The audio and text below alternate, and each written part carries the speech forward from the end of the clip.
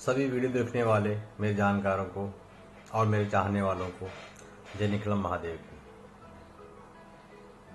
आज हम बात करेंगे संस्कार के ऊपर। संस्कार ही जीवन के उच्चताई ओर ले जाते हैं। कहते हैं ना, शूद्र जन्मते संस्कार उच्चते।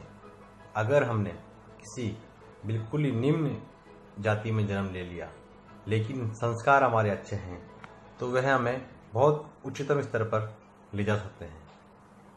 तो संस्कार ही पूजनीय कहे गए हैं। हमारे शास्त्रों में भी ये कहा गया है कि 84 लाख योनियों में से भटकता हुआ मानव जो है, मनुष्य जो है, इष्ट श्रेष्ठ जीवन को, मानव जीवन को प्राप्त करता है।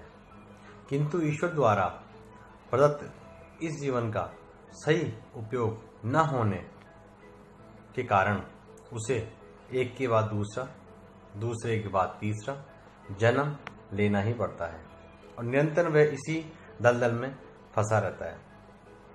मानव जीवन को प्राप्त करने के लिए 84 लाख योनियों में से होकर गुजरना पड़ता है। तुमने जो जीवन प्राप्त किया है वह तो केवल 60-70 साल का जीवन है और इसमें भी 30-35 साल तो यूं ही बीत जाएंगे तुम्हारे। उदाहरण, दिन में 24 घंटे होते हैं जैसे, जिसमें से 12 घंटे तो हम सोने में ही बिता देते हैं। शेष 12 घंटे में व्यर्थ की बातचीत करते हैं, घर गृहस्थी के छोटे मोटे काम करते हैं, उन कार्यों में उलझे रहते हैं और यूं ही अधूरा व्यर्थ का जीवन हम इस मानव जीवन को समाप्त कर डालेंगे। और एक दिन ऐसा ही होगा और ये सत्य भी है। क्या ऐसे जीवन को श्रेष्ठ कहा जा सकता है?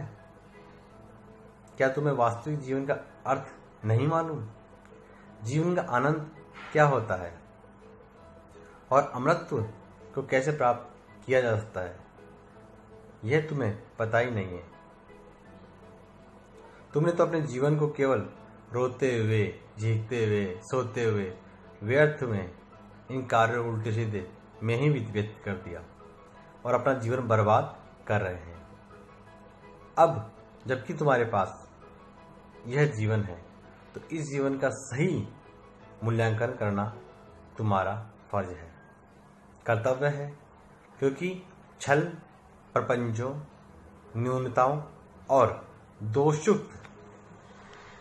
दोषयुक्त भावनाओं के कारण ही यह मानव जीवन भी, जो ईश्वर की एक अति सुंदर कृति है, उसको संभाल नहीं पाते और भौतिक भोगों में फंसकर अपना एक और अमूल्य जीवन हम बेकार कर देते हैं।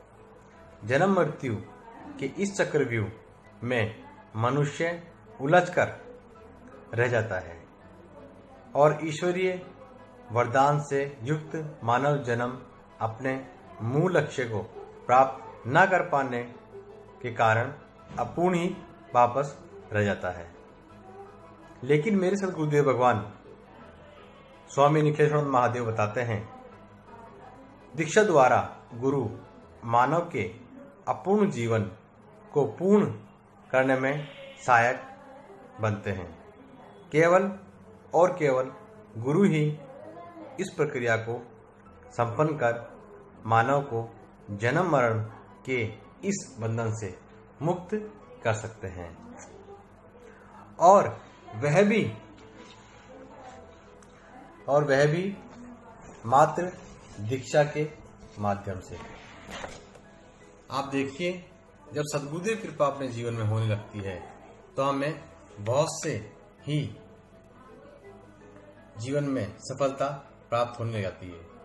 सद्गुरु हो हमारे जीवन में तो हमें कई प्रकार के सुख प्राप्त होते रहते हैं, बशर्ते वे खुद अनुभव सिद्ध हो, साधना के क्षेत्र में भी, आध्यात्मिक क्षेत्र में भी, और जिन्हें इस क्रिया का स्पष्ट एवं विशेष ज्ञान हो।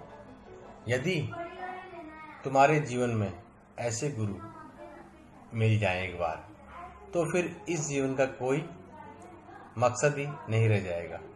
फिर इस जीवन का कोई अर्थ ही नहीं रह जाएगा। जितने भी महापुरुष हुए हैं, वे चाहे कृष्ण हो, राम हो, विश्वामित्र हो या अन्य कोई भी ऋषि, महर्षि या योगी, सभी ने पूर्णता प्राप्त करने के लिए, देवत्व प्राप्त करने के लिए, समाज में श्रेष्ठता के साथ अपना वंदनीय स्थान बनाने के लिए, अमरत्व प्राप्त करने के लिए जन्म मृत्यु के चक्र को उन्होंने समझा और अपने वर्तमान जीवन में ही सद्गुरुदेव से दीक्षा प्राप्त कर अपनी मानव देह को पूर्णता उन्होंने दी।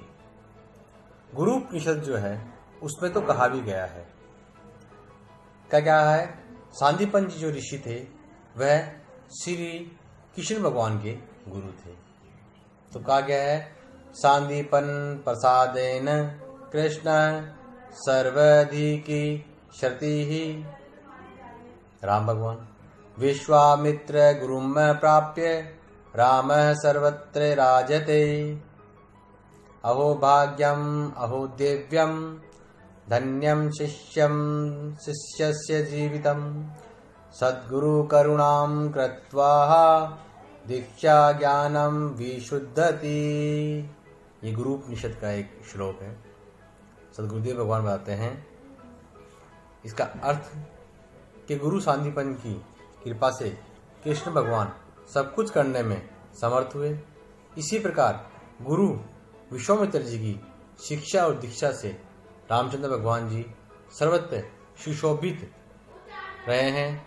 जब सद्गुरु कृपा करके शिष्य को दीक्षित करते हैं तब उस शिष्य का जीवन धन्य और दिव्य बन जाता है।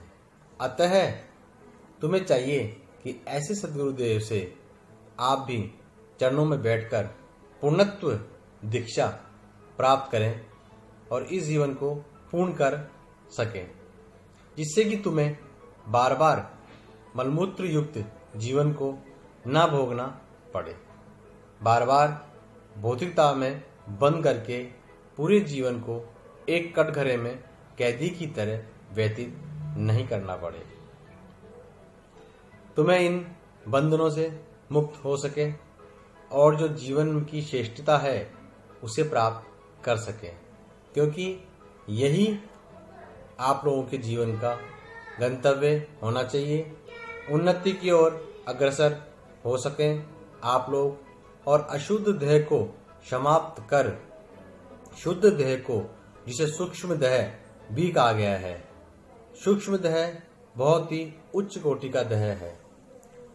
और कुछ योगी लोग, कुछ गृहस्थी लोग ने भी ये साधना करी है सद्गुरुदेव के आशीर्वाद से, और उन्हें अपने पूर्व जन्म के बारे में पता भी चल रहा है और आगे भी वह करते रहेंगे।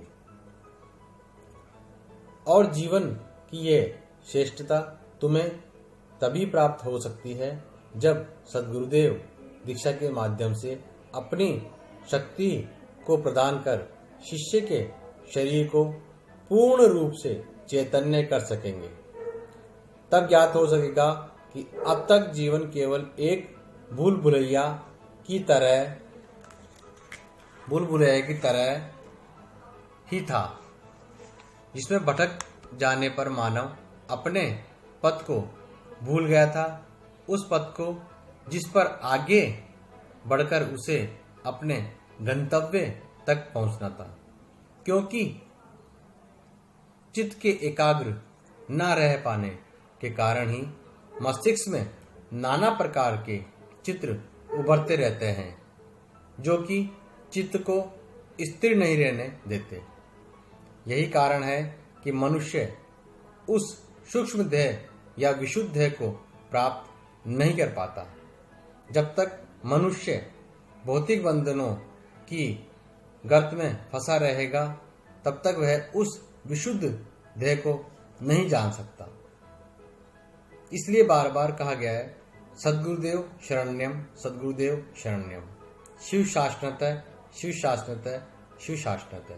गुरु आज्ञा ही सदैव परिपालयन्ति, यही कहा गया है।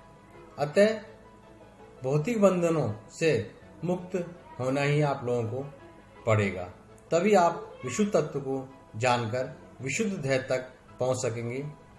तभी वह साधक शुद्ध तत्व को, जो कि उसके अंदर स्वतः ही निहित है, पहचान सकेगा। सद्गुरुदेव के आशीर्वाद से यह सभी बातें मैं आप लोगों को बता रहा हूं और आगे भी मैं बताऊंगा। और कल मैं आपको लक्ष्मी प्राप्ति के कुछ विशेष और दुर्लभ प्रयोग बताऊंगा, ताकि आप अपने जीवन में करें, क्योंकि आज नहीं सभी युगों में लक्ष्मी की नितांत आवश्यकता पड़ी है। और मेरे सद्गुरुदेव ने लक्ष्मी पर भी कई ग्रंथ लिखे हैं और कई साधनाएं उन्होंने बताई हैं, जो आज सभी प्रामाणिकता के साथ सिद्ध है। उन्हें आप करें और अपने जीवन को लक्ष्मी में बनाएं। मैं आपको कल जरूर बताऊंगा लक्ष्मी संबंधित कुछ साधनाएं। जय श्री निकलम महादेव।